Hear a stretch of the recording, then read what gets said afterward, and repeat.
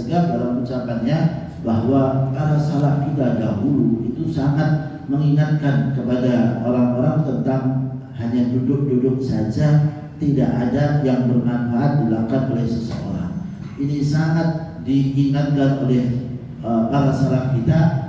Janganlah kita hanya sekedar duduk, bicara, ngobrol sana, ngobrol sini, qil wal qal, sebagaimana yang diingatkan oleh Rasulullah SAW, kathratul qil wal qal, yaitu hanya sekedar ucap ini dan ucap itu, membicarakan ini dan membicarakan itu, yang tidak ada manfaatnya sama sekali.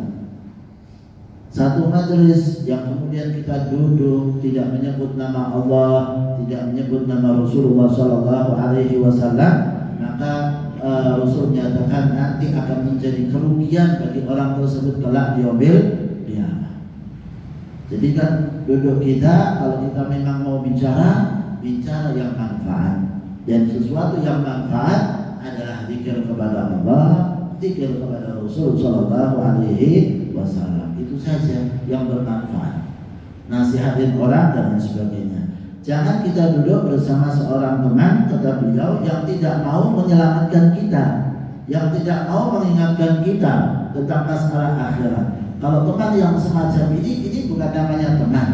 Kalau sekedar hanya mengajak kepada kita untuk supaya riba, untuk melakukan hal-hal yang fudul itu ya ucapan sia-sia yang tidak perlu dibicarakan. Ngobrolnya cuma masalah itu saja. Maka kalau yang semacam ini jangan duduk dengan orang yang semacam ini. Ini bukan teman yang baik. Rasul mengatakan dalam hadisnya bahwa teman yang baik itu lebih baik daripada sendirian. Teman yang baik lebih baik daripada sendirian. Tetapi sesungguhnya sendirian itu lebih baik daripada teman yang buruk. Wal wahdatu ahsan min jalisis su'. Kalau kita punya teman, ternyata teman kita ini teman yang buruk, ngajak kita ngobrol, ngajak kita kemudian riba, ngajak kita kemudian tidak mengingatkan tentang masalah akhirat, mengingatkan Allah dan Rasulnya, maka jangan duduk dengan orang yang semacam ini. Lebih baik sendirian. Nah, sendirian kalau nggak ada teman, kata beliau, maka hendaknya kita berteman dengan kitab-kitab salaf. Kalau kita sudah nggak ada teman yang baik untuk duduk sama kita, maka bagaimana caranya adalah kita berteman dengan kitab-kitab para salaf, kitab-kitab Al-Habib Abdullah bin Al-Haddad, kitab-kitab Al-Imam Al-Ghazali, kitab-kitab Asy'arani. Itu lebih baik daripada kita duduk ngobrol yang tidak ada manfaatnya. Banyak sekarang alhamdulillah kitab-kitab itu tersebar di antara kita. Kita ambil kitab-kitab tersebut, kita pelajari, taruh di rumah. Punya kitab-kitab mereka, baca itu. Ini lebih baik daripada kita duduk ngobrol masalah politik, duduk ngobrol masalah dunia, duduk ngobrol masalah hal-hal yang tidak perlu untuk dibicarakan.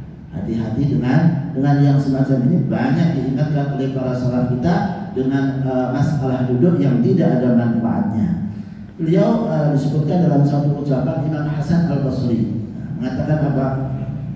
Lau kuntu muqtaban ahadan, kalau memang aku ini harus riba, ngerasani seseorang, gunjing seseorang, maka lebih baik aku itu lamtantu abawayya, lebih baik aku itu riba ngerasani orang tua aku sendiri.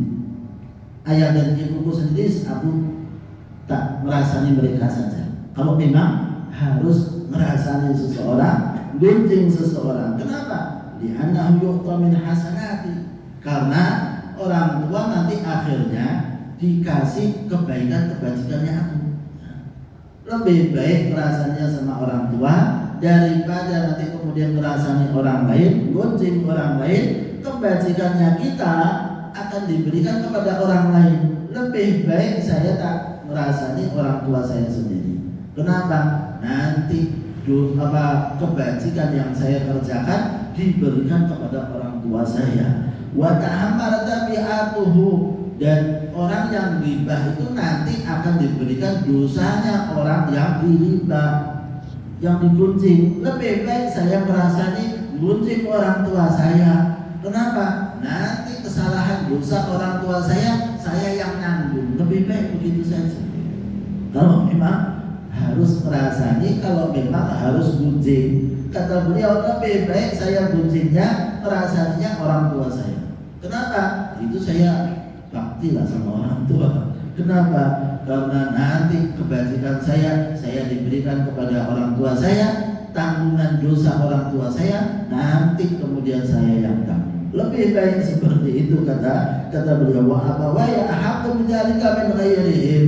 Orang tua saya, ayah dan ibu saya lebih berhak saya tanggung dosa-dosa mereka. Lebih berhak kebajikan saya itu saya berikan kepada mereka daripada orang lain. Maka seseorang hendaknya memikirkan terlebih dahulu lah kalau mau menggunjing orang lain. Kenapa? Kita sudah susah payah ibadah kepada Allah Subhanahu wa taala, ternyata pahala kebajikan kita harus kita berikan kepada orang lain. Nyesal. Ya kalau banyak kebajikannya, kalau sedikit bekalnya bagaimana?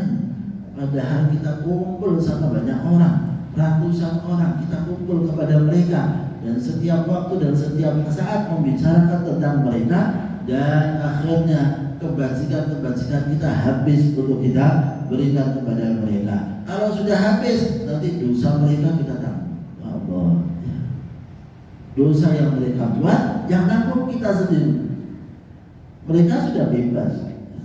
Maka dikatakan jangan banyak gunjing orang-orang zalim. Ya, Hajjaj bin Yusuf itu dosanya banyak.